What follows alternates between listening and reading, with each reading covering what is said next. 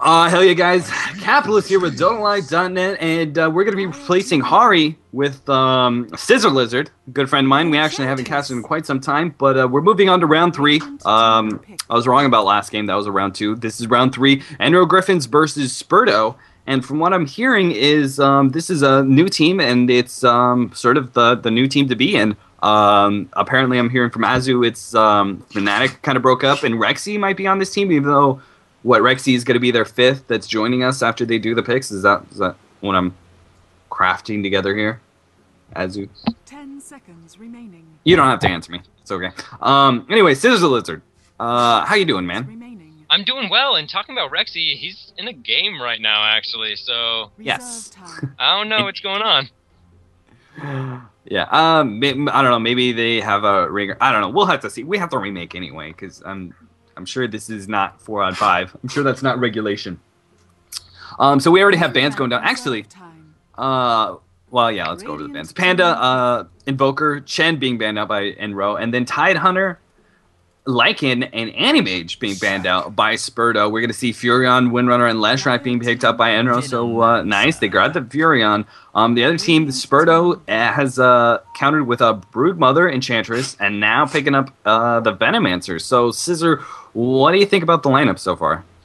Alright, so far the Radiants have a lot of really strong ganking, but the Dire have so much push. You've got the Broodmother, you've got Enchantress, and you have Venomancer, who are great pushers. Just early game, Enchantress level one comes in at 1 minute and 15 seconds with 2 creeps, and can push down the tower before the 2-minute mark, which is something no other pusher can do. And then you have Venomancer with the wards, and then Broodmother, if you leave her alone, you lose your entire lane. It's kind of frightening. And yeah, so they're pretty good lineups so far. It's going to just be about the early to mid game to decide this one. Yeah, I'm a little bit surprised with the first pick. If they were planning on picking up Furion, I'm surprised they banned up Chen, because it's just sort of granted, especially right now with the way the meta game goes, the first 3 picks are all either really utility-based or maybe they're one of the quote-unquote OP heroes, such as, in my opinion, Panda or Lycan or one of those heroes. Either that, they're pushers. They're typically pushers. Sometimes they can also support, such as Venomancer or Enchantress. But I'm really surprised they banned out the Chen, because if you're going to first pick Furion, the other team's going to grab Enchantress. And they already have some, it looks like in a row, they already want sort of some of these pushers. And so they don't have their own jungle to counter the Spurdo jungle, which is going to be their advantage that they have when it comes to pushing, is they have Broodmother, obviously, who's an incredibly good pusher. But they have a jungler pusher, an Enchantress, and Chen is banned out, so they're not able to pick that up. So that is one loss that they're going to have. Granted, they do have Furion and Leshrac, which are, amazing. And they could potentially go for a harder carry here after the bans are down and try and grab, just try and turtle a little bit and just take sort of the outer towers with the pushes that they have and depend on Furion, Leshrac, and maybe a harder carry to carry them in the late game.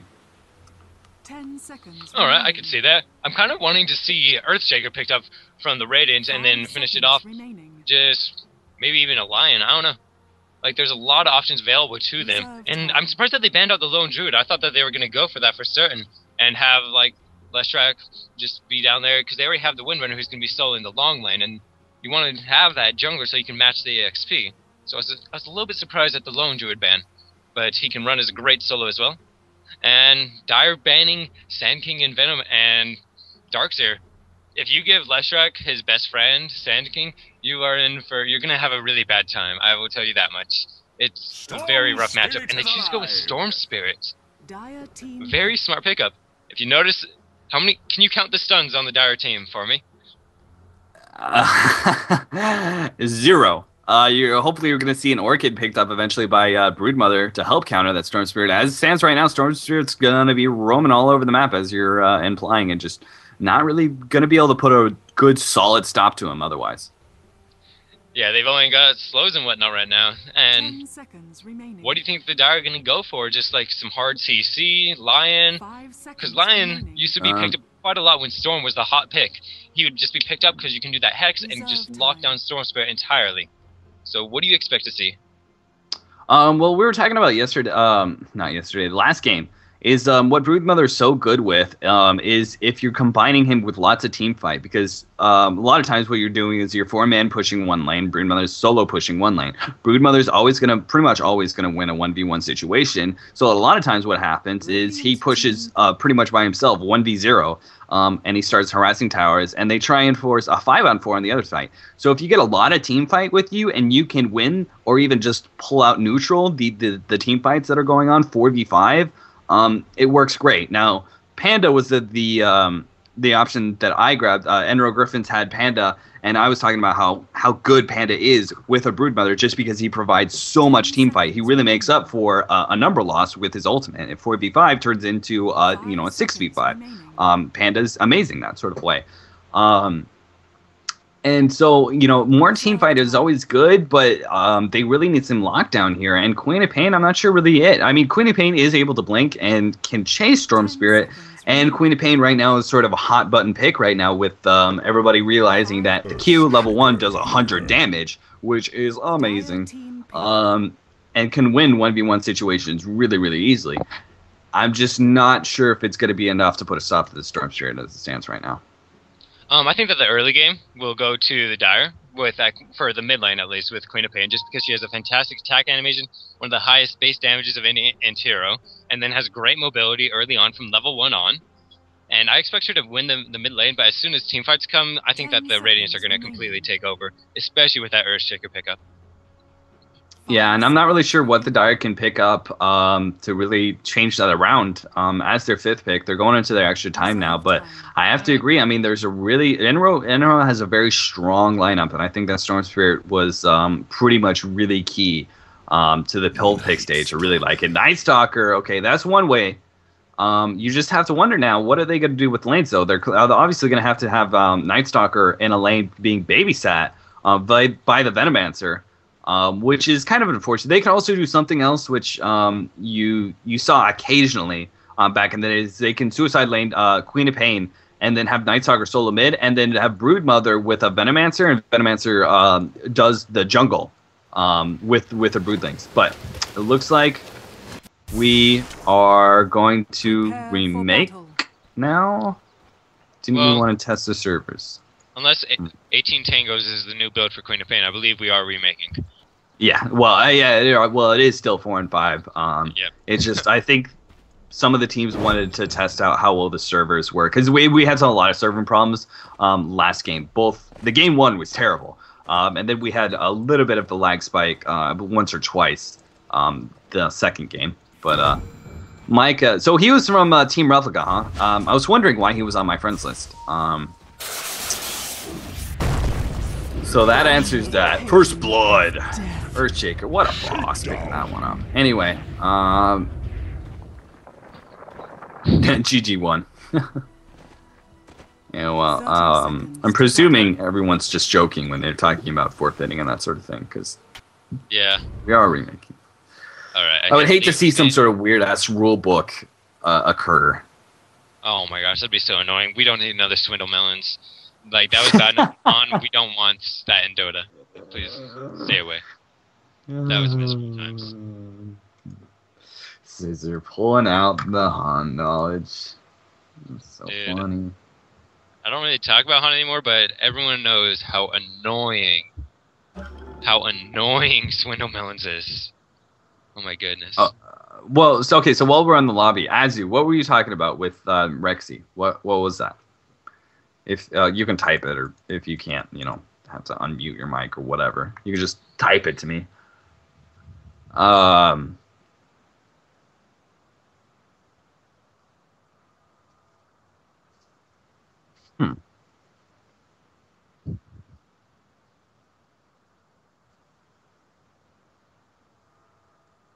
Wait, so I thought I had Trixie on my friends list as well. Oh, Uncle Dolan. Yeah, that is Trixie, huh? Name changes. Every single time I'm like, I think I recognize that picture or that name, and then I have to scroll through my friends list and find who that is. And so yeah, that's Trixie. So Rexy isn't playing with them. He's in a game, but that's Trixie. Wait, so who is the bug? Who is the bug? That masked superhero. team profile. That's what I'm doing too. I don't okay, Sexy Bambo, but that's wait. I'm pretty sure I have Sexy Bambo on my friends list. That's not Sexy Bambo.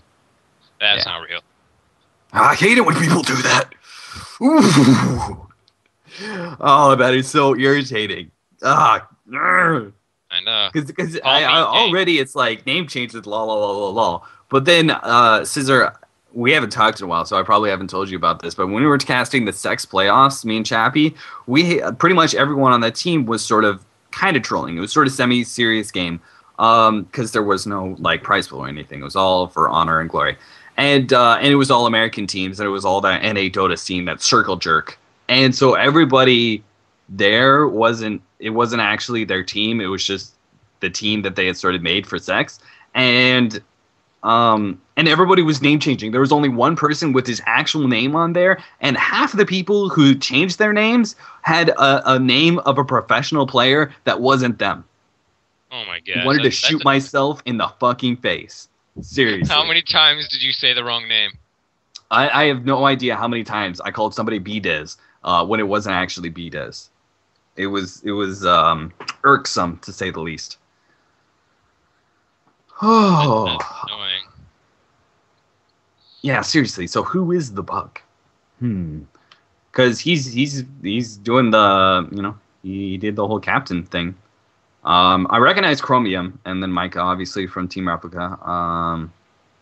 Yeah, and I've played against almost all the people on the Radiant side, and just in pubs. So I have a decent idea of their skill level. Yeah, and Enro's been pretty solid. I've followed them in a couple of games. I think I might even scrim them once or twice, but I could be wrong. And what is? Oh, whoops! I forgot to tell people that I don't need them for casting. Oh.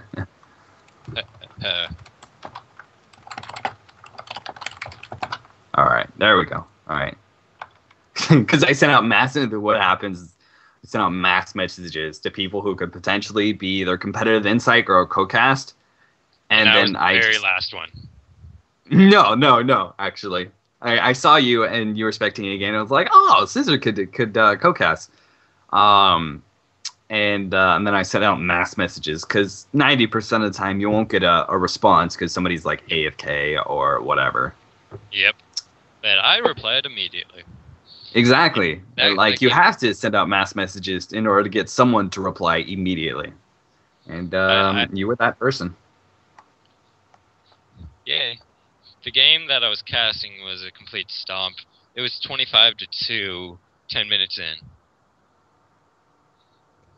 The bug is finished Dota 1 player Boogie. It's not a hex, really not a hex? Trixie, not a hex. That's true. Team Replica, I like that. Alright, that is very helpful. I am glad somebody asked that, and I'm glad they responded non-trollingly. I think we're ready to start. I know we've told them we're ready. Maybe some players AFK. I'm actually going to go grab some water really fast because I've been eating and been without water for a little bit now. It's driving me crazy. All right, good luck with that. Don't drown yourself again. All right. Yeah, the last game I was casting was a complete stomp. It was the red round robin for the mid-level brackets, but I wasn't expecting a final to be 2-25, where a windrunner didn't level windrun till level 4. That's not good. Especially when you're in a solo situation. You can't get away from anything. Not good times. Not good times. It's bad times. What the? That sounds terrible. It was. I could hear you. I just couldn't. Terrible. It was terrible. He was against a Leshrac and a Shadow Demon without Windrun. Dies 6 times in the first 5 minutes. It was pretty shocking how bad that was. I'm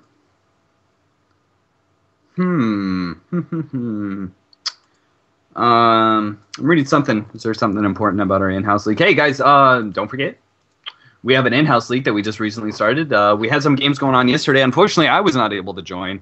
I was casting, and then I was scrimming. I'm going to say I was scrimming. So I didn't join, but I know Chappie was there. Chappie played some games, and I heard people were enjoying it. People always enjoy playing against the people that they get to call out for making bad casting errors. They're like, yeah, that's right, bitch. Take that death. Anyway, but back to the in-house league. It's going to be, we're sponsored by Dota Live, obviously, DotaLive.net. And we are going to work on getting sponsors. I'm pretty sure we're going to try and get us some sort of prize pool in it. But it's going to be starting, it's every Saturday and Thursday at 1 p.m. Eastern Time, 5 p.m. British Standard Time for you Brits. And, yeah, there'll be more information on our website.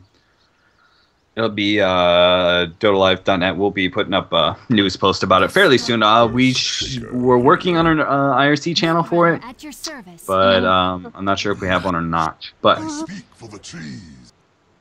what was that? What was that high-pitched Your noise? intro. Oh, whatever, man. You're gonna be splitting this. Fine. All right, guys, the Capitalist here with DotaLive.net. We're going to be casting this one. This is going to be round 3, and it is Team Spurdo versus Team Enro Griffins. Spurdo is the new European team being formed from the ashes of Fnatic. We got Trixie on that Night Stalker. He's Uncle Dolan. We have a player from Team Replica. That's Micah right there. And then a couple other known teams in the European team. We got Buggy on Enchantress. He's an old Dota 1 player. Apparently, Not a Hacks is of the same name. And, yeah, you guys might recognize Chromium. I recognize him. I'm not sure if I've watched him in scrims or played against him or what. But that's that whole deal. Let's go over top to bottom, left to right. We'll go over who's playing what. We got Crush playing Nature's Prophet, EDD on Earthshaker, Slapper on Leshrac, the Unicorn on Storm Spirit, Pimpalicious on Windrunner, and then over the dire side we got The Bug on Enchantress, Uncle Dolan, also known as Trixie, on Night Stalker, Not a Hacks, Broodmother, Micah on Venomancer, and Chromium on that Queen of Pain. And joining me today is Scissor Lizard.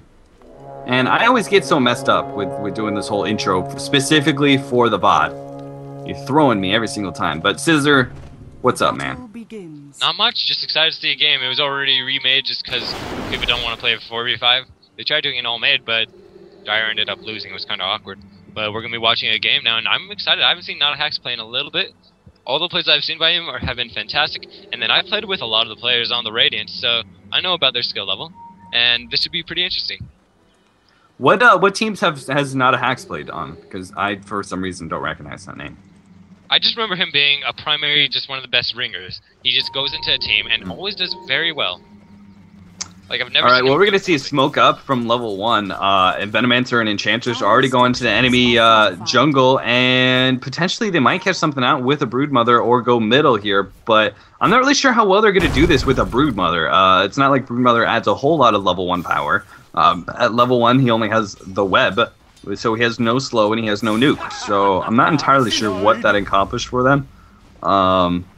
But obviously it's not very much because they did get seen and there was no first blood if that happened. They can roam the middle now, but Crush should be on the lookout for that gank.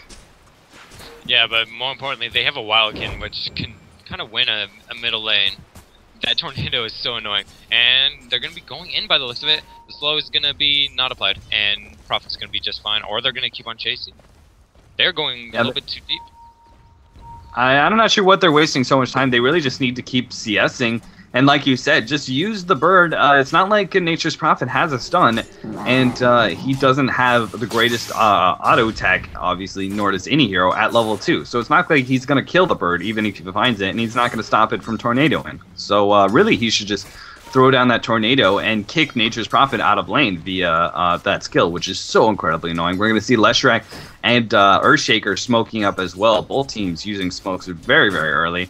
They're probably going to circle around here or maybe sneak past here on this ledge and circle around on this Night Stalker and catch him from behind. Night Stalker with Tankos, though.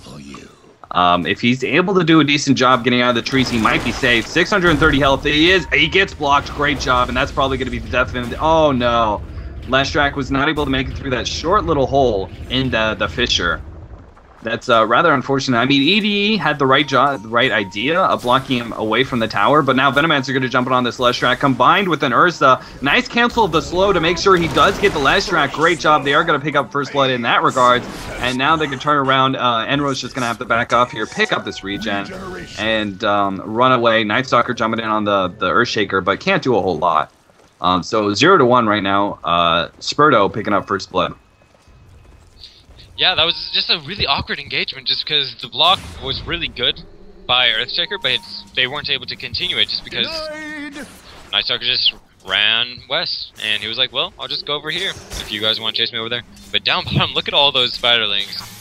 And here's the thing that Storm's trying to do is he's maxing out that static remnant so he can try to kill off those spiderlings, and he's doing it. He's trying to run a similar role to what Tidehunter does with his static remnants compared to the Anchor Smash, which looks like it's going to be paying off for him. Already, he's got a creep score of 25 and 3, less than 4 minutes into the game. It's kind of surprising.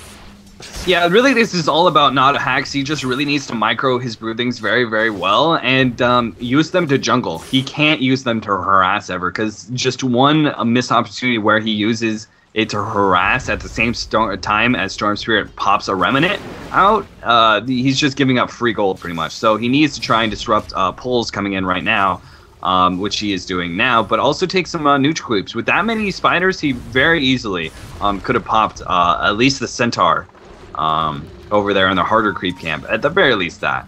Especially if you get this roaming Venomancer and Enchantress to kind of help out. If you stop the support heroes pretty much in the jungle from stopping your spiderlings, you're going to get a whole lot of extra farm from this. Nature's probably going to be teleporting bottom. He is going to grab the haste, and he's running bottom right off the bat. They don't have any counter vision though, so nothing he can really do. He's just trying to get out of the way of this Venomancer and Enchantress, but with the haste, I just kind of assumed he was just going to run right back to middle. Who slows or not, he doesn't really care at this point. But I don't know, taking the long route, I guess. Yeah, and they actually have a sentry down now from ES, and so if Brood Mother does come out at all, it's going to be one fissure, and then she's going to be in a lot of trouble, which she doesn't want to have to deal with. And I like what she's doing right now. She's putting the spiders in range of the Diabolical Edict so that the tower doesn't get hit at all. And it looks like we have an engagement in the middle lane, and it's going to be the Venomancer slow, followed by Night Stalker and Nox Striker going to be getting the last hit. Yep, he does. Really high base damage is always very nice to have. Absolutely, and at first I wasn't really sure how well this Dire, the roaming, was going to go for them, but they are pushing a lot of pressure now on this Nature's Prophet, and he's several levels behind this Night Stalker, which is huge. The combination of running around, getting outside of lane for going for runes, and also getting ganked and keep getting pushed out of lane, it's just insane. And now Night Stalker's just pretty much going to be solo against Crush from now on. As long as he has a Tango to eat through the trees, as soon as nighttime pops up, that Nature's Prophet is pretty much food. And at the same time, this Nature's Prophet, levels don't give that much to Nature's Prophet gank, but yeah, 10 seconds to nighttime, yeah, that's... it's not like levels give that much to Nature's Prophet, ganking Nature's Prophet, but they do add a little bit of damage, a little bit of auto-attacking. On top of that, once he hits his ultimate, that's a significant amount that adds to it.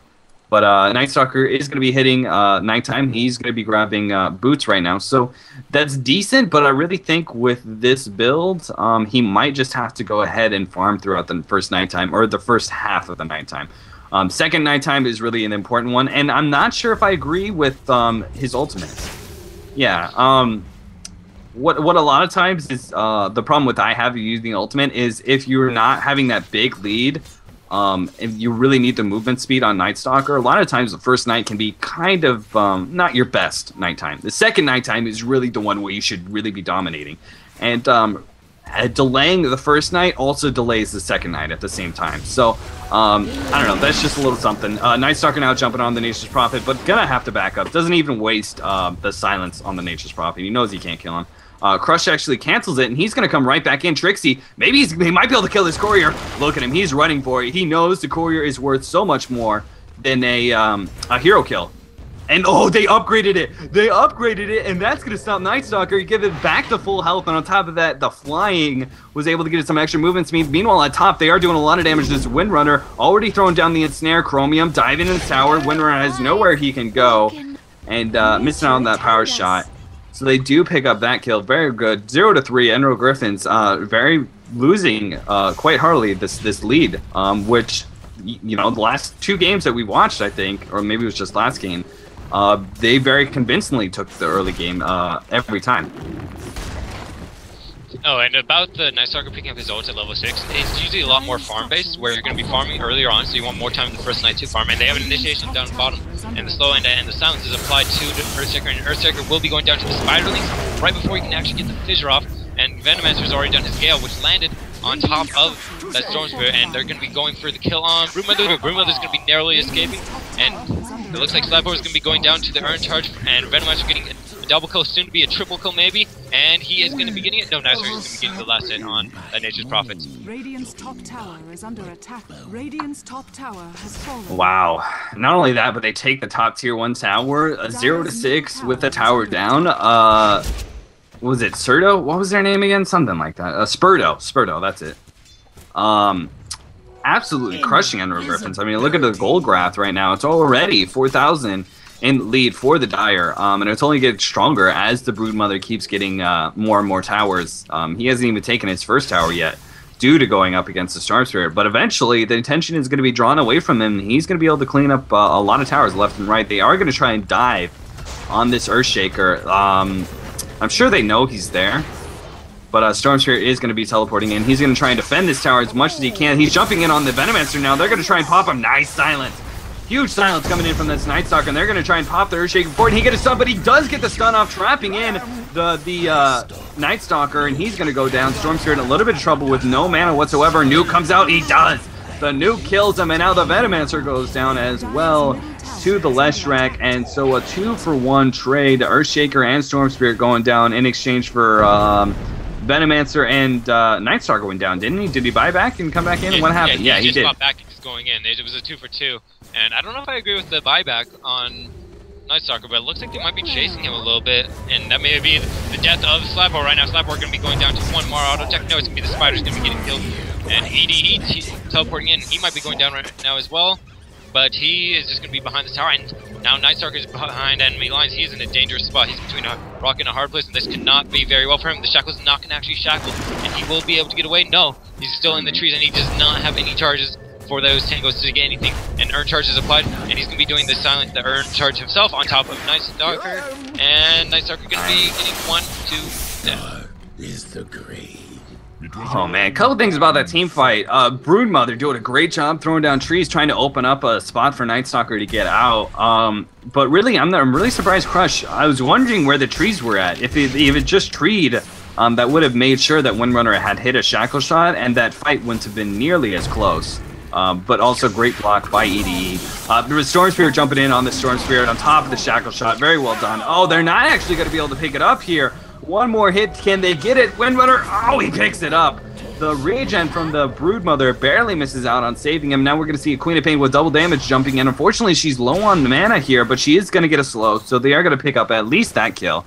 But really, the rest of Enro just has to back up now and hope they can just sacrifice the Furion and get everyone else out. Night Stalker is going to be diving in. He does get a silence off on Earthshaker, going slow. Now they're all surrounding the tower. We're going to see buybacks coming in. Nature's Prophet is going to be teleporting in, but the Storm Spirit goes down. They're diving with this double damage. Storm Spirit now buys back. He's going to be teleporting in. They pick up the Queen of Pain. Yes, they do with the Edict. Leshrac goes down. Now Windrunner's going to try and outrun this Night Stalker. Storm Spirit coming in. He's going to try and kill the Windrunner before he dies, but no! He releases the power shot just before he goes down from auto attack, but Urn takes him away anyway. Actually, Queen of Pain combined with Urn, that poison just does too much damage. Actually, what is the levels on that? It's a level 2. So he did opt to get that extra level just to be able to help dominate his lane. Smart choice, and resulted in a kill in that way. Yeah, it was a... The Dire are diving a little bit forward. They might be getting close to throwing their advantage away, but Nodhax has really strong farm right now, and he's already got that soul ring. Once a Broodmother has a soul ring, she becomes like one of the best laners in the game, because if you're giving her a hard time, she can soul ring, just hit you for 300 and regen it in 8 seconds flat, and it's kind of kind of frightening what a Broodmother can do with that Soul Ring under her webs. Oh yeah, absolutely. I mean, I think if you combine the regen, yeah, 12.5 regen per second with webs, with Soul Ring, and the natural regen, that's just insanity. I mean, she gains back the health that she loses in 12, 13 seconds, which is just ridiculous, really. Night Stalker's going in. He tried to jump it on this Nature's Prophet. Very well done by the Nature's Prophet. We're going to see Storm Spirit trying to drop it down. Is the nuke's going to be enough now? Night Stalker throwing down. He's going to try and trade himself in exchange for the Furion, and it does work out. He might actually get out Bottle. Great job. And now, oh, Storm Spirit cutting through the trees, but he's going the wrong way. But they are going to pick up Trixie nonetheless. He knew the rest of the team was coming through bottom, so up was the only way he was able to get out. And Storm Spirit doing a nice job recognizing that. And but unfortunately, all the meanwhile, Broodmother is pushing bottom and getting a lot of farm out of it. Now we see a lot of Broodlings, and Windrunner unfortunately missing out on a lot of extra gold there. But still, very good job teleporting in, defending the tower. We're gonna see a little bit of oh man, Enchantress getting a little ballsy there. Queen of Pain is gonna jump in on this Earthshaker. Nice stun coming in from the Earthshakers, fogging the Queen of Pain, and that is gonna be worth it to him completely. He did die, but he traded himself for a Queen of Pain, and that is huge. Very well done by that Earthshaker. Yeah, smart move by Earthshaker, trading himself for the Queen of Pain, when Queen of Pain currently has one of the highest creep scores in the game next to Unicorn, but Unicorn's been farming the Spiderling, so Chromium's farm is actually a little bit better, and if you just take a look at the GPMs, Chromium is at 407 GPM right now, so any kill on Chromium is very well worth it. Absolutely, and have any items been picked up? Let's go ahead and look over. Iron Shadows being picked up on Nature's Prophet, typical. Of course, Arcane Boots on Storm Spirit, he picked those up fairly early on. We're going to see Windrunner picking up a mech after he's already grabbed Face Boots fairly soon. He's got the headdress, and he's got some decent farm so far. Not a whole lot on the Dire team, except for, of course, this Broodmother with Soul Ring, Treads, and his first Oblivion staff. So once he gets that, Storm Spirit's going to be in a lot of trouble. Once in the mid game, he's able to pick up that item and just burst down the Storm Spirit. That's gonna really help out a lot. Yeah, and like I said, the early to mid game is what's gonna decide this game. There aren't any huge comeback possibilities on the Dire. While the Radiant still have, because they have Earthshaker and Storm Spirit, who are pretty amazing at doing low comebacks, and Nature's Prophet, if you can get a small advantage, you can always push it a little bit further. But right now, the Dire are playing fantastically, having that roaming from Venomancer and Enchantress, always such a fun combo to be part of, because it's almost fail-proof. The Gale lands, then you get a Stomp, or a Slow, or a Tornado, or whatever you want with the Enchantress, and she has herself a Slow, so it just does a lot of damage, and makes the roaming actually pretty easy to do, which is nice. Absolutely. And it looks like we're going to see after this pause. What did we pause for? Just needs a minute. Okay. We're going to go ahead and see a little three-man push coming in here. What is Nature's Prophet? Nature's Prophet does have max level of Nature's Call. So they can start pushing in lanes while this Broodmother is pushing in so hard. They can address that with some counter push. But anytime they do that, Broodmother's going to pretty much be able to equal their push. On top of that, they're going to have some other side lane farming as well. So this is a really tough situation for the Radiant time to be on. They really just have to get a pick and force down a tower. At this point, they know Broodmother's going to get towers anyway. That bottom tower is going to go down, whether they like it or not. Whether it's in 1 minute or 5 minutes, it's going to go down. But it's just really, what are they going to trade for it? Are they going to trade some kills and an equal tower for it? Or are they just going to have to give it up eventually due to attrition? Well, Broodmother's not going to leave that lane for any reason. The Dire have a strong enough lineup where they can support a 4v5 for the first 25 or so minutes of the game, so that Broodmother can just start rolling out of control, pick up the Orchids, and then go straight into BKB. They have a strong enough lineup. They have a Night Stalker, and he did pick up his ultimate really early so that if an engagement does happen, he can support it. Then you have a huge AoE ultimate and a lot of damage coming out from Queen of Pain. Then you have Venomancer, who's going to be... He's already got his Arcane Boots, which means he does have enough mana to support the Poison Nova. It's really hard to push in against a Venomancer who's getting wards, for one thing. Then you have Enchantress with the Impetus. So they can definitely function at 4v5 for quite a while, and Not Hax is going to be forced just to run away and hope that he doesn't get caught. And they're going to be doing the dust, and Not Hax not going to get caught. Great job moving into the left. I mean, really, there was only two options there for the Storm Spirit. He was either going to go straight back through lane or go to the left, and unfortunately he chose the wrong way. Same goes with the Furion. But he did see that teleport, so very well done. But I think that the Radiant is making a bit of a mistake here. I really think that, first of all, I know Windrunner Suicide Lane Face Boots is awesome and everything, but I really think he should have gotten Mana Boots, because I really think he should be the person defending up against this Broodmother. As it stands right now, Power Shot does very well against that. But as it stands, they're giving up middle tower, and unfortunately they barely miss out on that deny. Night Stalkers are going to come in from behind. He's going to hit the silence. Look at that Edict do some serious work on this Night Stalker, but Earthshaker's going to go down anyway. Nice ultimate. He's going to combo, and they're going to be able to pick up the Queen of Pain before he even goes down. He's not going to go down at all. Oh, Enchantress picked up that last hit, but they trade 2 kills for the Earthshaker. This is huge for Enro Griffins. We're going to see Enchantress popping a heal, and he's not going to go down here. Crush trying to catch an extra hero there, but of course, Enchantress in the heal is too much. So that was a nice little fight. Unfortunately, Spurdo kind of initiated a fight that they couldn't really win there. NS going in a little bit too hot. But going back to my original point, Enro Griffins, I think giving up that middle tower is a huge mistake. I really think Arcane Boots on Windrunner and just slowing down the Broodmother push and farming the push is really what's important. With Power Shot, I think is the best thing they can do, and they just 4-man towers down with during daytime. Like earlier, it was daytime, and when they were doing sort of that 3-man push, they really needed, first of all, they needed Windrunner to have mana to be able to Power Shot over and over at bottom. And then they needed that Leshrac to be there in middle. They just had to have him. They really need that Edict. They just got to take towers down right now in preparation for the second night. Because if they can take some of those outer towers away and get a little bit of extra gold, a little bit of survivability, and also take away some of the map awareness from Night Stalker during the second night, that is huge. But unfortunately, that's not going to happen as we see nighttime coming up. Yeah, and as you can see, Queen of Pain going for that Lincoln Sphere. It's a very common build to pick up the point booster. She's not going for Bloodstone, I promise.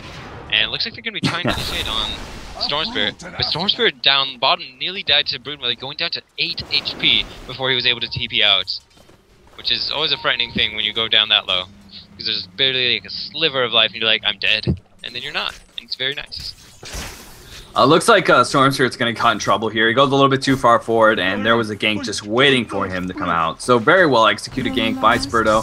I'm not sure, but I believe they smoked for that, but I could be wrong.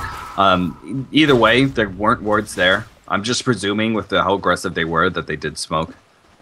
But we are going to see a teleport into middle by the Furion. They're going to try and take the middle tower, but at the same time, they're trading top tier 2, as well as Broodmother farming their jungle in exchange for a tier 1 middle tower, which the middle tower is important and everything, but it's not the greatest in the world. We're going to see Night Stalker coming in. Finally, we're going to see teleports.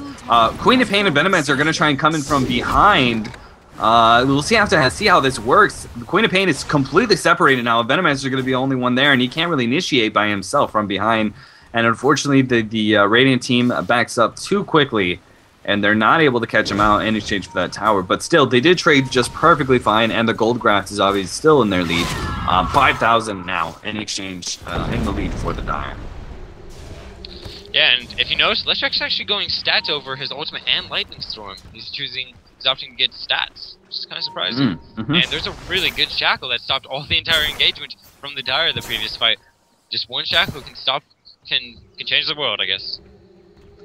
Yeah, that's been a sort of a recent build on Leshrac, who normally what you do is you go 10-11 with Pulse Nova, and then you max out stacks and just don't get any levels in the Lightning Storm whatsoever. And they're going to jump on the Spider.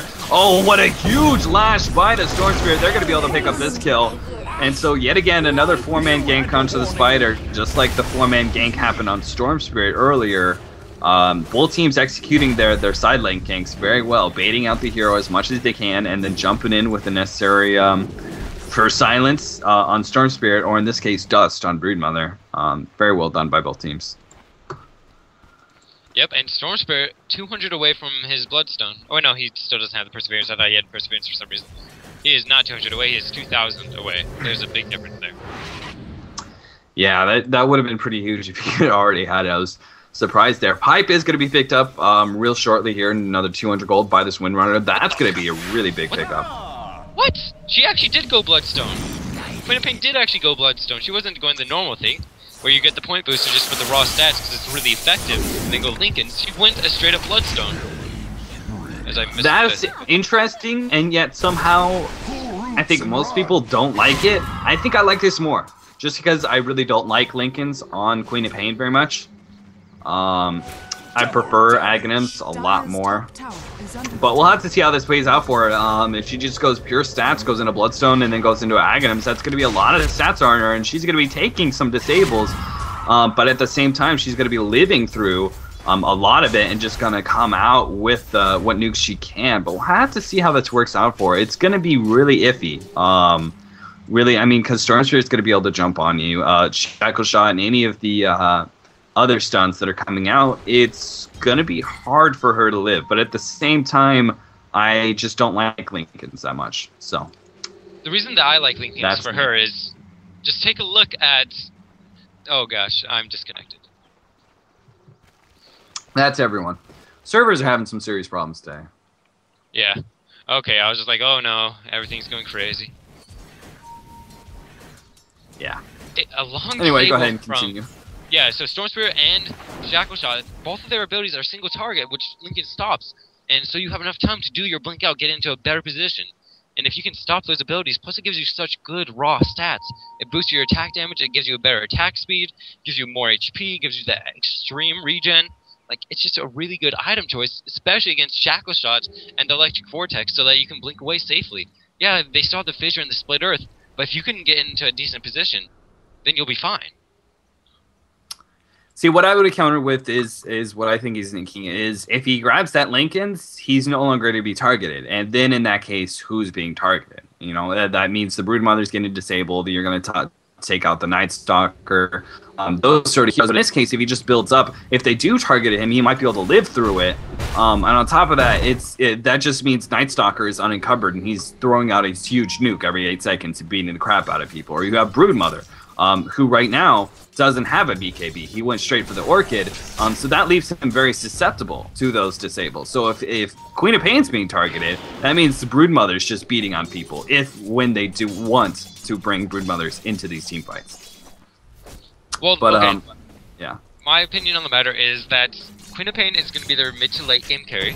She has one of the best agi gains in the game for an anti-hero. Has a great attack animation, has great range, has a lot of farming potential. So I think that, like, her not getting focused would be a moronic move, just because she's going to be doing a lot of damage with that Scream of Pain. She has the Shadow Strike, she's got her ultimate, and then she's going to be hitting really hard, because she can scale really well into the late game. And Night Stalker is all about early to mid game. He dominates the early to mid game harder than pretty much any other hero in the game.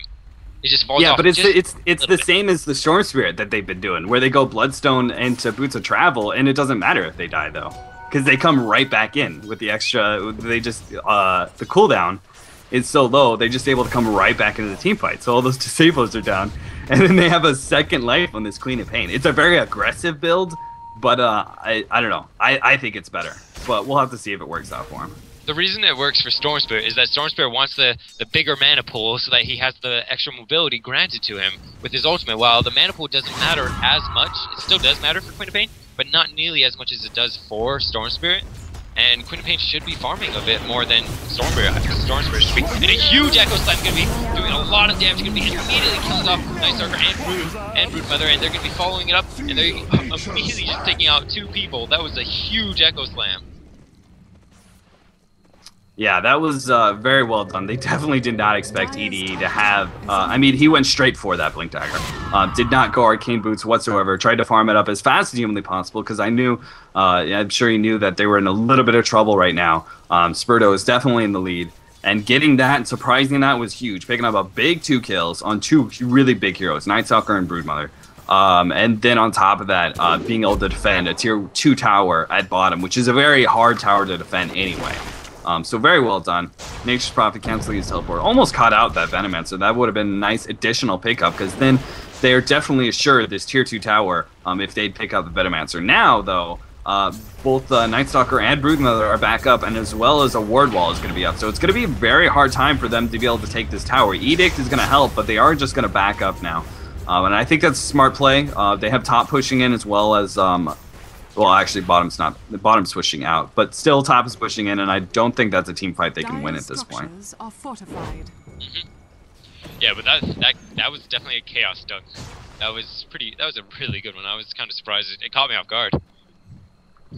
Yeah, that was, I mean, very well done by EDE. I mean, it's really hard when you're losing games as an Earthshaker to be able to farm up, and that just is a credit to both him and his team, allowing him farm, and then him also actually getting the farm. Both, it takes two sides of the coin, because it's not like Earthshaker is any hero that can just spam spells in order to get CS. He's all about auto-attacking early on, so his team has to allow him to get that CS, and he has to actually hit the last hits and make the effort to say, hey, no, I need this farm. So very well done by Enro. I think a really smart strategic play. We're going to see Night Stalker picking up the Head Aegis while the Broodmother. So that's pretty much adds even more to their 4v5. Broodmother is going to keep pushing those side lanes, and now that 4v5 is even more in the favor with Aegis on Night Stalker, and then Queen of Pain. Does he have the Boots of Travels? Yes, he does. Yep. He picked up the Boots of Travels. So now they have pretty much 2 lives on both those heroes now. Essentially. Not a huge fan of it. I think that Boots and Lincoln's would be just as good, and probably going to go into the Aghanim Scepter like you talked about, just so that she has a huge AoE ultimate, and it will work very well. Like, they have a good enough early game to support her. She's already got 6 charges on that, and pretty much I always see like the death number to be number 9. When you have 9 charges on Bloodstone, you feel almost godlike. It's kind of ridiculous. It's just does so much for you when you have those many charges, but building up to that is a little rough. But they have a good enough early to mid game to support this. Yeah, absolutely. I mean, with the recent change of starting out with 6 charges, it's just insane. I mean, that's 24 seconds right off the bat, off your cooldown, off your death timer. That's just so much. It's so big. We're going to see split pushes here. Storm Spirit and Windrunner are going to be pushing middle, trying to take down that tier 2 tower. Night Stalker is going to come in from behind, trying to stop this push, while the rest of his team is bottom. They do take that bottom tower, and maybe might be able to pick up a killer here too. Queen of Pain's going to be able to blink in here. Can he get a slow? Oh, man. There goes the blink by Earthshaker, and a nice regen, which he does not pick it up. Instead he opts to go over the cliff and teleport out. Windrunner is in trouble, though. Nice shackle shot. Very well done, but is it going to be enough? Where's the rest of his team? There goes the stun on the Queen of Pain, stopping her, but the ultimate is up. Pipe is out, and he misses on the Windrunner, and now in some serious trouble. Storm Spirit's going to have to try and get out. Earthshaker's taking a lot of damage as well. Where's the rest of the Enro team? Nature's Prophet is pushing in top. He picked up that tower. But he's going to give away this Earthshaker kill. I'm really surprised they did not have more heroes. The Leshrac was bottom. The Nature's Prophet was top. I really expected them to be there grouped up for that team fight, considering how long that chase was going on. And big plays. That ult was, I was kind of surprised. I was like, oh, this will be it. Oh, no. It missed. Yeah, that was really unfortunate. And that's just another charge missed out on Bloodstone. Yep, and she's at 7 charges. Bloodstone is a good item when you have the charges, but I just think other items are a little bit better, but no matter. Uncle Dolan almost at his blacking bar, and Broodmother's also close to her blacking bar. She's just 1,300 away, and then she will have it. Queen of Pain got 2,500 gold, so we will see what she's going to go for. She might go for a Hex, she might go for Orchids. Like, she has a lot of options available to her. Yeah, I really like the way they're executing this. I mean, early on they were all about looks like Nature's Prophet's going to go down here, picking up that kill. You know, early on Broodmother had a hard time, but once he has that Orchid, I mean, Storm Spirit can't really stand up against those pushes as well as the fact that Storm Spirit usually tries to get more active in team fights and doesn't just solely focus on a Broodmother. And so they've been split pushing very, very well. And then once they get these BKBs, both on Broodmother and Night Stalker, the fact that they're going to happen pretty much at the same time is really a credit to their coordination. Because really, once they both have those, they can introduce Broodmother into the final 5-on-5 push. into the barracks, which is really when you need Broodmother. I mean, it's nice being able to split push and occasionally against worse teams. Oh dear, Storm Spirit. Oh, missing the nuke. This might prove fatal. They might not be able to pop the Storm Spirit in time.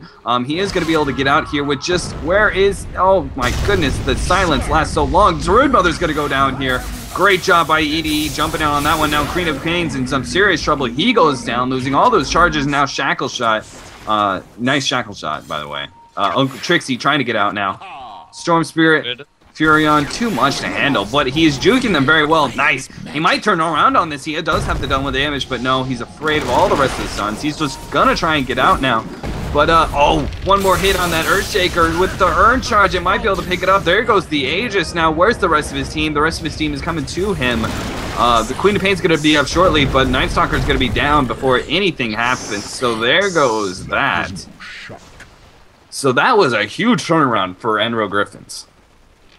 And you saw what I was talking about with the Electric Vortex. If Queen of Pain had her Lincolns, nothing else had been used on her, she would have been okay. She would have lived. That Electric Vortex dragging her in, setting her up to get killed, definitely got her killed right there. And not having Lincolns and going for the Bloodstone definitely caused back. And here it comes again. Electric Vortex setting up perfectly to kill off Queen of Pain. And she's going to be going down here unless she can get a blink, and she's not going to be getting a blink. And more engagements going right Enchantress on the bug. is definitely going to go down. Nope, she's going to be living. Them sprites. So the question is now, with Enro Griffins really turning around the game with those two pickoffs, I mean, I really expected Spurdo, if they had just picked off those BKBs with the farm they had, safely farming, and picked up those BKBs and forced a 5-on fight, I think they could have been golden. I mean, they had the Aegis and they had the Bloodstone charges, so they would have seen pretty much a 7-on-5 fight, pretty much into the racks. But all because Enro Griffin's really good initiation, nice little counter gank by the, especially that Earthshaker, jumping in, very well done. And now they completely turned around the game pretty much, and they're able to pick up quite a few kills, 2 times in a row pretty much. And then on top of that, a tier 2 tower. They're going to start gaining control of the map again, and really that means Spurdo's going to have to fight in order to get back map control, as well as the items that they were just about to pick up. BKB still down, both on Broodmother and this Night Stalker. Yeah, and 2 charges. There's 2 charges of Bloodstone now on Queen of Pain. Yeah, it's very unfortunate. So let's... Night Stalker trying to farm up his BKB. Oh, it's so sad when it's that few charges. Just not as cost efficient when you get less charges, obviously. But you got the mechanism, and then we almost have the Scythe of Vice picked up on Nitrous Prophet. 800 away from that. And you said BKB is almost done on Night Stalker. My 11 and 50 away for Broodmother. Queen of Pain up top. They might be able to take out Rush. Where's the stun? Oh, no. It's on cooldown. Oh, it was on cooldown. No. Too bad. So sad. Oh yeah, look at Night Stalker. He's even getting in ballsy into the Radiance jungle now, taking farm that way while the rest of the Broodlings push in bottom.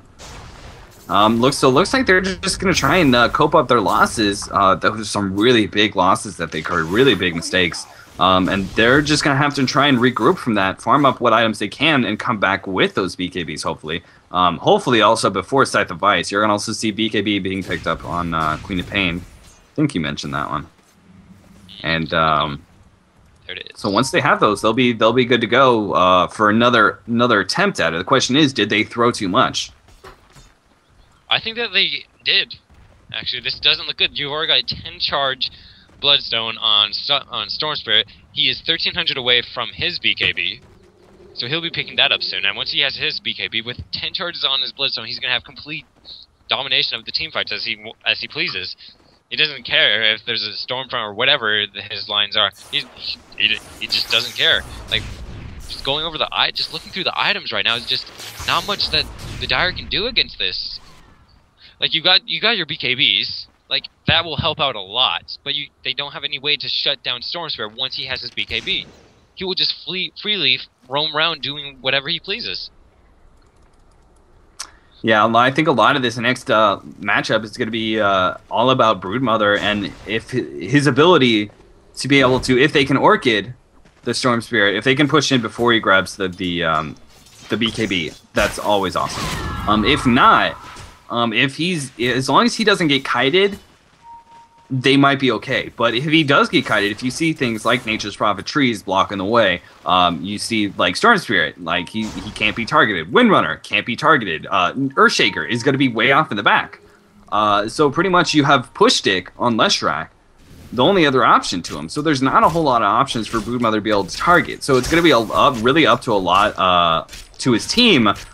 And some mistakes by Enro Griffins for him to just beat on somebody. Otherwise, he's just going to get kited around in this next team fight, and that's just not going to work for them whatsoever. He has to be able to constantly hit something in this next team fight for them to win, pretty much.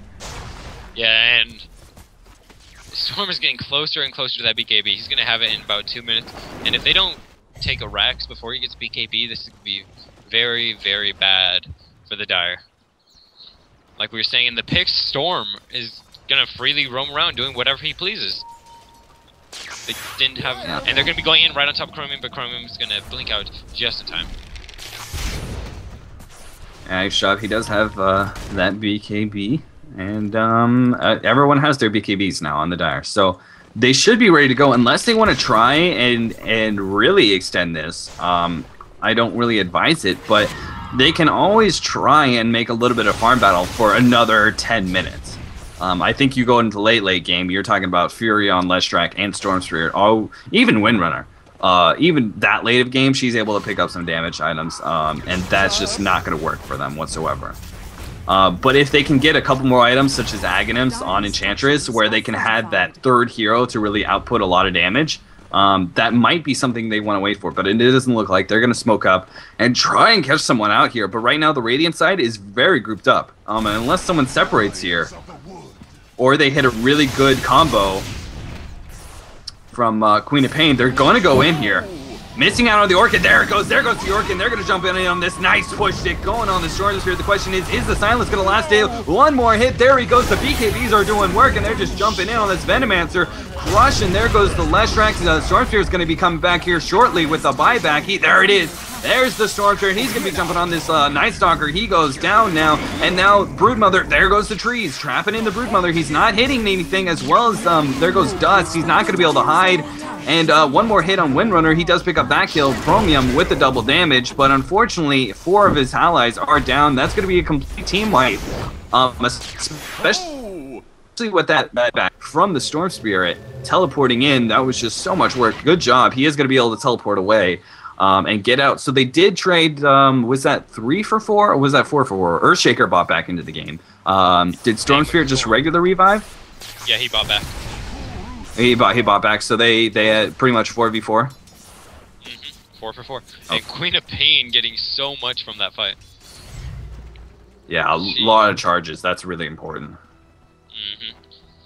It's like buying a fresh Bloodstone. Yeah, exactly. 37 minutes into the game.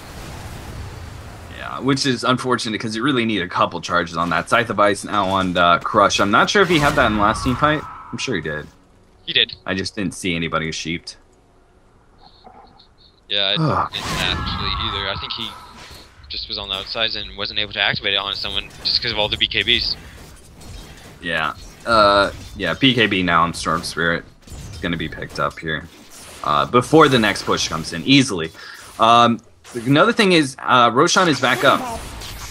The Dire, with that little bit of advantage that they have via the map, the way the map's set up, if they can pick up a Rosh somehow, I mean, they don't have the best team for taking a fast Rosh. I mean, Broodmother's nice.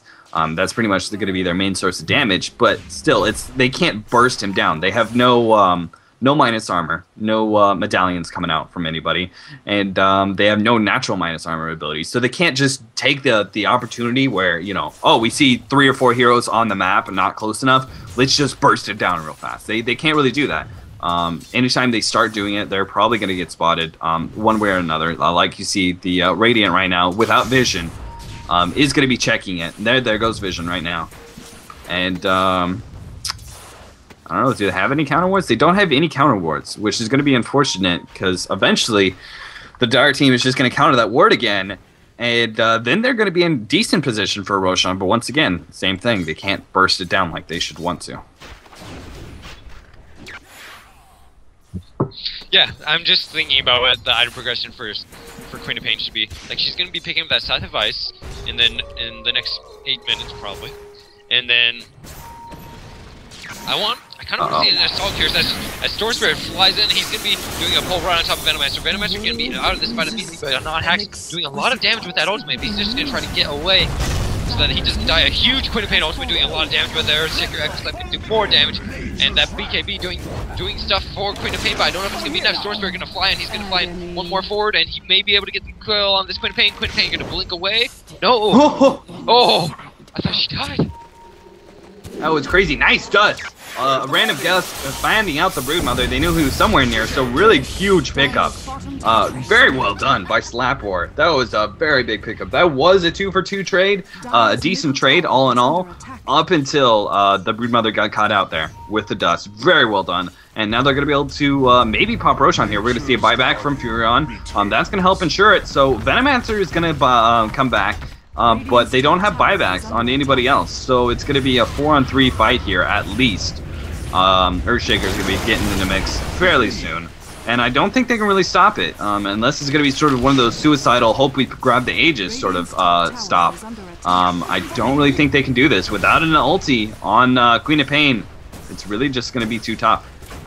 Roshan has fallen to the Radiant. Yeah. Give it an up to the Storm Spirit. I like that. Well, Storm Spirit, if you die, you get a full mana pool. So it's essentially having 2 lives, like, more than just 2 lives, you get all your abilities back as well. It's essentially, like, a free refresher. It's kind of cool. Yeah, absolutely. Yeah, let's see, we're, looks like we're gonna see, BKB. Are we gonna see a BKB? On the Nature's Prophet? I mean, it's a nice little pickup for him. I'm just not sure. I would really like to see some more damage items out of him, pretty much. Storm Spirit adds... What's that? I think he's going Deso. Usually when you see a hammer first, it's Deso. Otherwise, you get the Ogre Club for the extra HP. Yeah, I mean, Deso's okay. I mean, it is a naturally good item on Nature's Prophet, but... I don't know. I'm just not sure which is better at this point. I mean, BKB is going to help, but he does really need that damage. Either or. Because Storm Spirit, as it stands right now, does a lot of magic damage. Same goes with Leshrac, but they don't have a lot of physical damage. And with those BKBs being frequently picked up, they still have a lot of charges on them. They have a little bit of a hard time being able to execute all the damage that they can. Once those BKB charges go down a little bit, down to the 5-second mark, they're going to have a much easier time in these team fights. So really, Spurdo has to make something good, really good happen in this next team fight, or else it's going to be a slow, I fear a very slow loss for them. I think it's just a little by little, then Enro Griffins is going to take over the map and start dominating the game. Oh, and it looks like gonna have a pause. Yay. I love pauses. Pauses are nice. Very, very nice. Gives me time to go get a cup of water. Oh, gives me time to stretch. Oh, what is with all the conversations going on in Skype?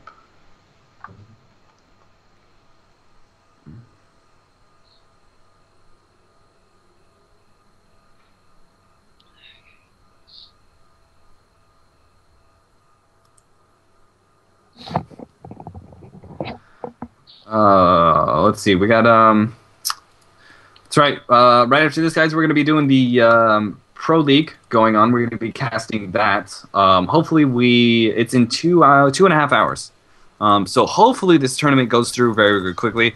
Otherwise, we might miss out on the first game. Actually, I think it's an hour and a half. The second game is in 2.5 hours. So I'm not sure if they're going to be able to delay the game at all for us or not.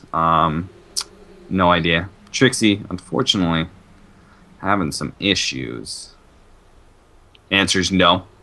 I didn't really expect it. I heard somebody say it, but they're probably not going to be able to delay it for us. Really unfortunate. I really thought Chappie was going to be able to stream for it. We were going to have 2 streams. But, missing out. Oh well.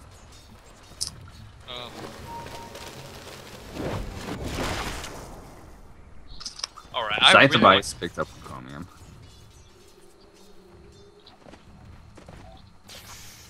Yeah. Well, I'm wanting to see Queen of Pain get that Assault Cures. I think that'd be a very valuable pickup for the team, just so that they can all have just a tiny damage boost, because these team fights could just use the extra armor and the extra attack speed, and it's a great item on Queen of Pain in general. So, I want to see that. Buddy?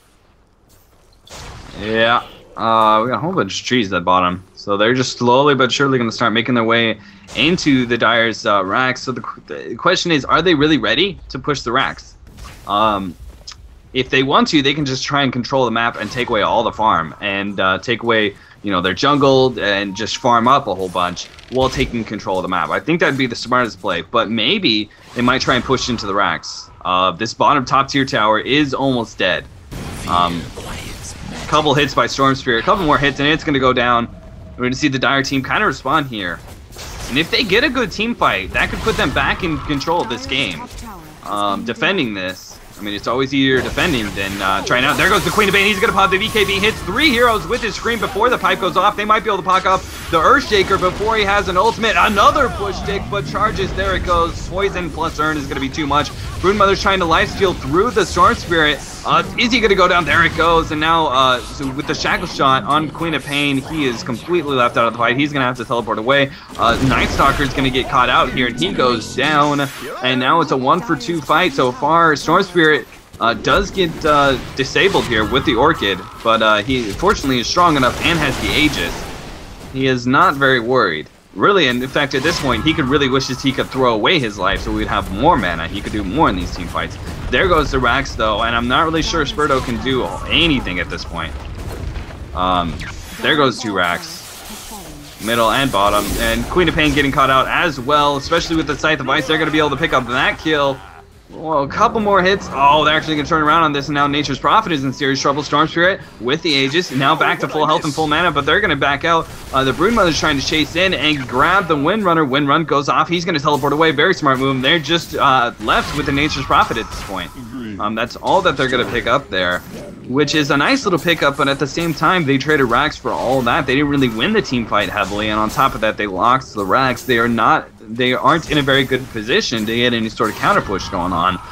And so now they're pretty much screwed. Yeah, that team fight, like, I don't know who really won. Like, the Dire got a good amount of kills. The EXP is going to be coming back towards them a little bit, but not very much. There's still a huge deficit in towards the Dire, so Radiant have a huge lead, but they lost the Rax. That's what matters, is the Rax is down. It's always so sad. Because then you get the ugly creeps. Yeah, the ugly creeps. I like that. Haste being picked up on Chromium, and unless they make something amazing happen here, they gotta have some really good, like 2 really good picks, and try and get some sort of counter push, and pretty much have Broodmother constantly pushing in top, because that lane otherwise going to be threatening their base, and that's just always tough to deal with when you don't really have the late game necessarily. In my opinion, they don't really have the late game, and you're already a Rax down 46 minutes in. It's very rough to come back from this.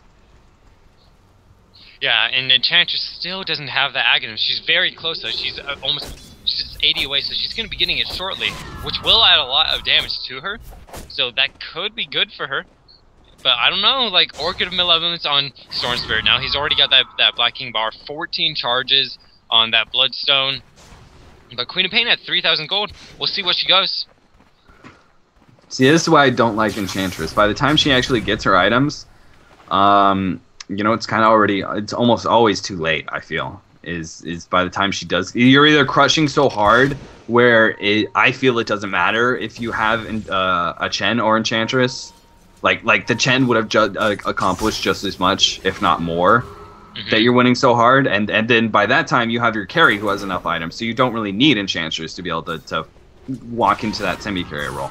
Either that, or you're behind too much that she gets it too late and can't really perform anything before it's it's too much. But that's just my personal thing.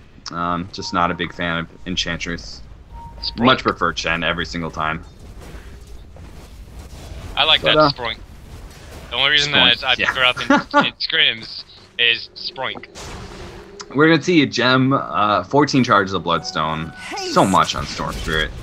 Veil of Discord on Leshrac. Nice. I like that. That is awesome. More Veil of Discords, please. More teams need to pick up that amazing item. Even Earthshaker could have grabbed it if he had the gold. 3 smokes being picked up. So they're ready to slow push constantly and smoke and try and get a gank. And if that one fails, then they smoke and get another gank eventually. That's really funny that he has that many smokes. You gotta smoke, man. You just gotta smoke, I guess. Yeah. We're going to see a little bit of pokes at the tower. Nice little Gale hitting 2 heroes, and really that's all they need. I like the way Enro Griffins playing this. Very, very smart. Going in, pushing a little bit, and then backing out, popping smoke once they're outside of vision. And now they can go where they want to. They know that the Dire is going to feel comfortable, or rather uncomfortable with his incoming push, and they're going to try and push it back out. And they knew they were just 5 mid. So Chromium's going to try and get this out. And there goes the Storm Spirit. They're going to jump onto that and easily going to be able to pick up that kill with the Earthshaker. Nice little stun coming out. There goes the ultimate by Earthshaker. They pick up the Queen of Pain now. Buyback coming right back in. He's going to easily come back in. Storm Spirit trying to get out now. They pop the pipe and they're going to back out. Once again, Enro Griffins. I like this. It's very well executed. Not overextending their welcome. Now Leshrac, the Broodmother is trying to jump in, and I think this might be overstaying your welcome. Not a Hack's trying to do a work he can, life stealing back his health. There goes the Leshrac, so they pick up that kill, but a huge Shackle Shot locking down Enchantress and Night Stalker. Storm Spirit in a lot of trouble now, might be able to get out here. There it goes, no silencers left, and he's just going to keep spamming that ultimate until he's far, far away. Earthshaker, great blink, and he's going to be able to teleport out. Nice job. They pick up 2 kills in exchange for, the Queen of Pain bought back. Did anyone buy back? No one else. Okay, so they did win that team fight, but still, at the same time, Enro Griffins was able to do some nice little chip damage to the towers, and they didn't lose anything extremely valuable. You know, they only lost an extra kill, and really that's not that big of a deal. Storm Spirit got out, which is the biggest thing.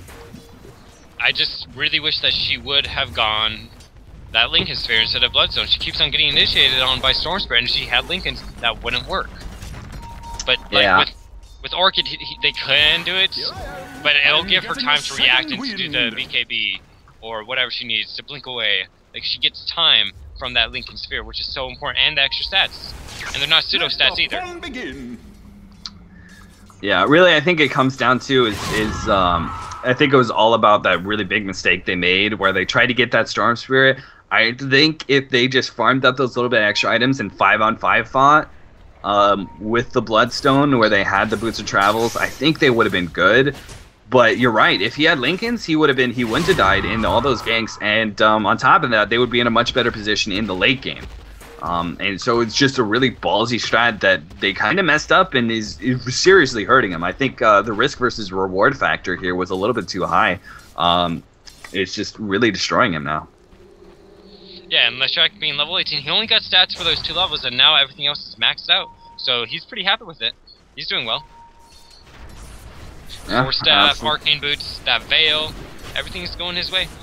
Night Stalker getting close to that Aghanim's, which he loves. Another smoke coming in from Earthshaker and Leshrac. I like that. They're just smoking. They're not necessarily even like going out and trying to scout out anything. They're just smoked up near Roshan. Not directly on top of it or anything. It's just, you know, if they have vision over there, they won't see the Earthshaker or Leshrac or where they're at. And so they're just very well spaced all around. Cheese is going to be picked up on the Storm Spirit. Excellent. And then also the Aegis on Nature's Prophet. Which he does grab a BKB. He did grab that BKB and now has an Ultimate Orb. So he did go for that more defensive build, which it's working out for them so far. Haven't had any real problem with physical damage. They haven't really needed it, and they're just going to be able to take this tower very, very easily, unless the Dire forces a fight right off the bat, which they don't. So they lose that tower, and now the Rax is very, very threatened. We're going to see Queen of Pain just kind of clear out these creeps. But Enro Griffins, again, there goes the Queen of Pain's going to initiate here. They're going to try and pop out the, there it goes. The Storm Spirit goes down instantly, and he's not buying back right away, so he must not have it. Now the Night Stalker is chasing down the Windrunner. Nice little silence keeping her from getting out with Windrun. Now he's going to turn around on this. Can he hit a good Shackle Shot? He's just waiting on that. Where's the Shackle Shot? Nice, cheap.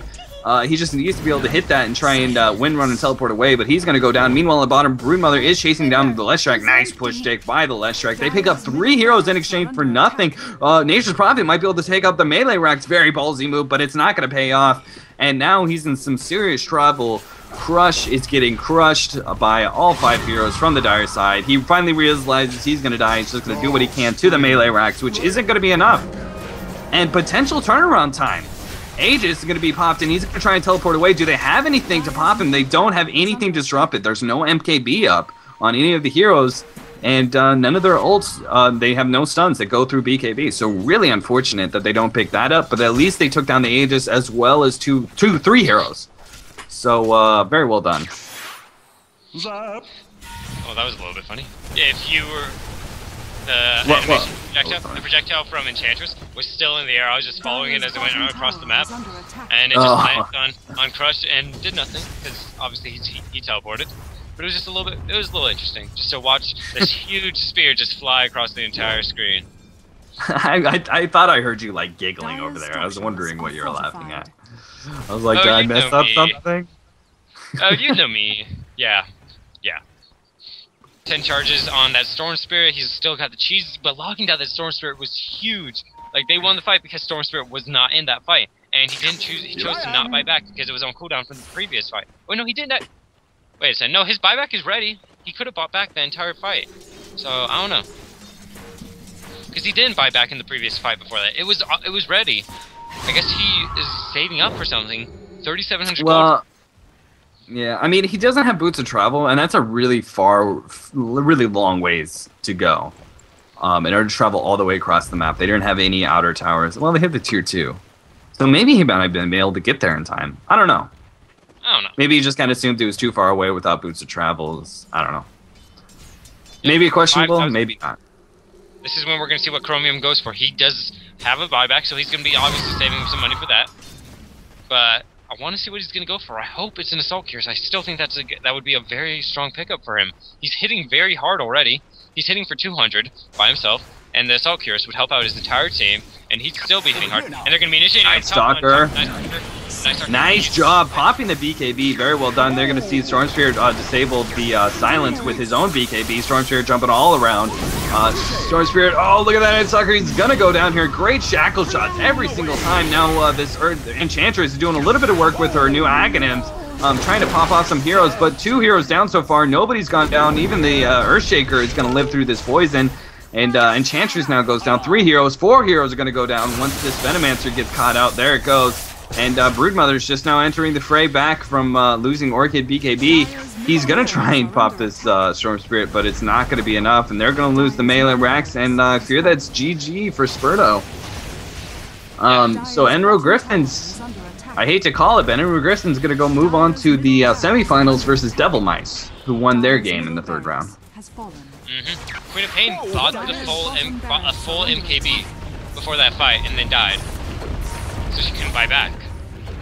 And without that buyback, they lost the fight, and that's going to be GG. Yep. So very well done. Both teams, yeah, that really sucks. MKB, I mean, interesting pickup, but I don't know. So there it is, ladies and gentlemen. We're going to see Enro Griffins moving on to the 2nd round. Even Queen of Pain jumping in. He grabs the Earthshaker kill. What a boss. What a boss. Couple more shots on Venomancer. Oh, there it goes. Anyway, but everyone's going to go down sooner or later. Just an update on the brackets we got at the bottom right now. The Tough Bananas versus Dis Hero Strong, I think is their name. The Tough Bananas, they won the semifinals there, and they're going to go move on to the finals. So Enro Griffin's going to be versus, I just said it, Devil Mice. And then the winner of that is going to go to face the Tough Bananas. which their name, I cannot remember it. I casted a game not too long ago. It was them versus Team Megashock, and I kept calling them like Tough Beavers or something. I just couldn't keep the name straight. But we're gonna do the next game is already ready. I know that Devil Mice has been waiting for a little bit, so we're just gonna take a short break here, bathroom break, etc., while we get into the next game. But don't go anywhere. Semifinals for the Play4dota2 Cup coming up.